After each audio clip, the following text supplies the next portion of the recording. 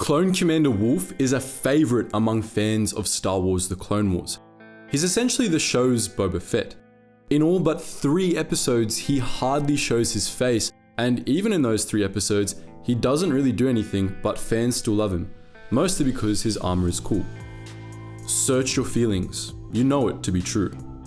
Despite Wolffe's relatively minor involvement in the battles in which we've seen him fight, we're going to take a look at his tactics and command sensibilities. You might be surprised by our conclusions, namely that Wolffe didn't care about his fellow clones, or anyone for that matter, at least not as much as you might think.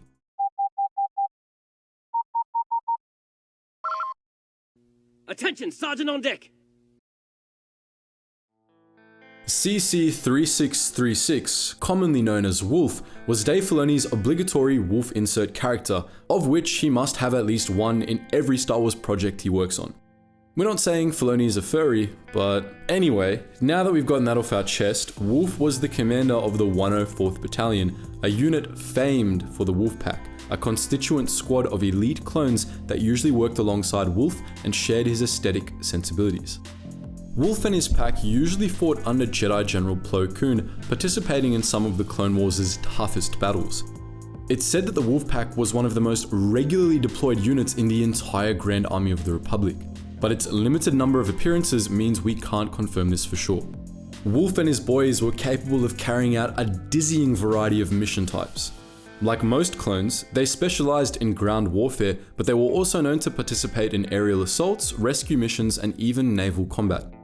Wolffe was one of the few clone commanders to serve in a naval command role, donning a naval officer's uniform for the Battle of Abrogado and the First Battle of Felucia.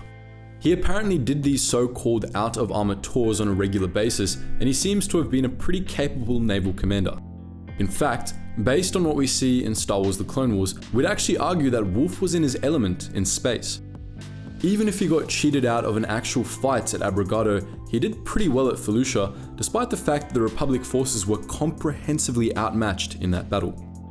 As a matter of fact, that battle at Felucia was one of only 2 known battles in which Wolffe took command in his own right.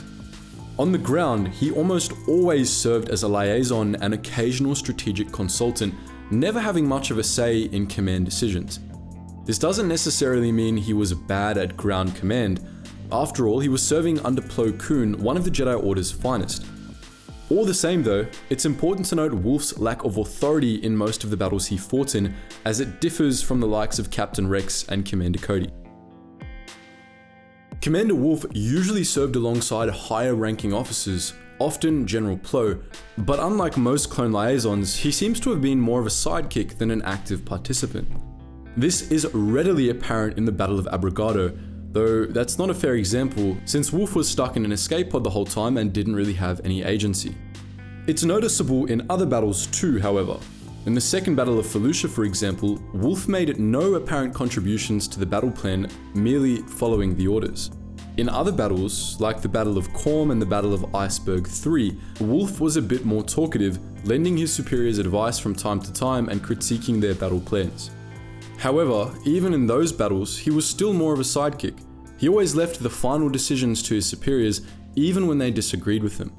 This was especially evident in the Battle of Korm, in which Wolffe served under Major Kendall Ozzel, an intensely incompetent career officer who somehow made it to the rank of Admiral before Darth Vader struck his name from the Imperial census. On Korm, Ozzel made some incredibly dumb and, more importantly, callous decisions that endangered the lives of Wolffe and his clone brethren. Ozzel ordered suicidal charges and then surrendered whenever his plans went sideways, despite knowing that separatist droids often killed clones who surrendered to him. Ozzel's incompetence put him almost up there with Ponkrell's in terms of getting his own men killed, but Wolffe went along with it. Unlike Captain Rex and the 501st, Wolffe tolerated his incompetent superior officer even when it got his men killed. Wolffe never disobeyed Ozzel, even when he openly disagreed with Ozzel's plans, and the 104th paid dearly for it. Wolffe even protected Ozzel when he panicked and more or less gave up, defending the Major from battle droids while Ozzel's dumb decisions got Wolffe's men killed all around him. That seems a bit odd, but there's more to learn about Commander Wolffe from the Battle of Korm. Later in the battle, Ozzel was knocked unconscious, and in his place, Wolffe took command of Republic ground forces for the final assault on the fortress of Kormai warlord Unger Gaut. Before breaking off from the main force and losing an eye to Asajj Ventress, Wolffe led his men in an interesting tactical maneuver. A full frontal assault on the Kormai citadel, right toward the enemy artillery. What's interesting about this is that it was practically the same maneuver Ozzel had attempted earlier in the battle. Wolffe's charge was just better timed, providing an opening for Plo Koon and Kit Fisto to destroy the artillery emplacements. Wolffe's role in the Battle of Korm is a bit of a head-scratcher. Despite his criticisms of Major Ozzel, Wolffe wasn't any more sophisticated in his tactics, though he had more guts. He charged an artillery line straight on. Surely he knew such a maneuver could get his men killed. To come to a conclusion about Korm, we need to first look at a type of operation that Wolffe regularly participated in: mercy missions. In the Clone Wars, we see Wolffe participate in as many mercy missions as he does actual battles. He and his men rescued Anakin Skywalker and Mace Windu from Vancor, saved a bunch of Togruta slaves from a Zygerian fortress on Kadavo, and most importantly, participated in a mercy mission to Alina. Alina was actually the only time we got to see Wolffe in sole command of an operation, and his approach to the mission was interesting. Wolffe could not have cared less about the people of Alina. They could have been devoured one by a monster, and he not only would have done nothing unless expressly ordered to, but it's also likely he would have celebrated being able to leave Alina early. His distaste for the mission manifested as a sort of dislike and general apathy for the people he was supposed to be helping. In fairness, this was an attitude shared by many of Wolffe's men, but it says something about the commander himself, especially since he was much more of a jerk to the people of Alina than any of the others. Wolffe wasn't a righteous, caring sort of clone like Captain Rex.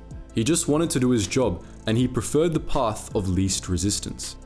In context with Wolffe's behavior on Korm, we can only conclude that Dave Filoni's fursona just didn't care that much about lives in general.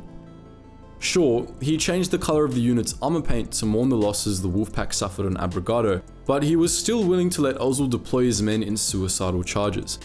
He still ordered them to brave artillery fire on Korm, and he never expressed any genuine care for the lives he was supposed to be saving during his various mercy missions. Now, you could argue that Wolffe was just a stoic, and perhaps he was, but tactically speaking, Wolffe was just cold. He wanted to complete his missions and preferred things as simple as possible, even if that meant following the orders of an incompetent superior as they threw lives away, or abandoning the people of Alina to their problems. But that's just our take, and we're not terribly attached to it, so what do you think? Do you agree with our reassessment of Commander Wolffe, or do you think we missed something important? Let us know your thoughts in the comment section below, and as always guys, thank you so much for watching, and I hope to see you in the next video.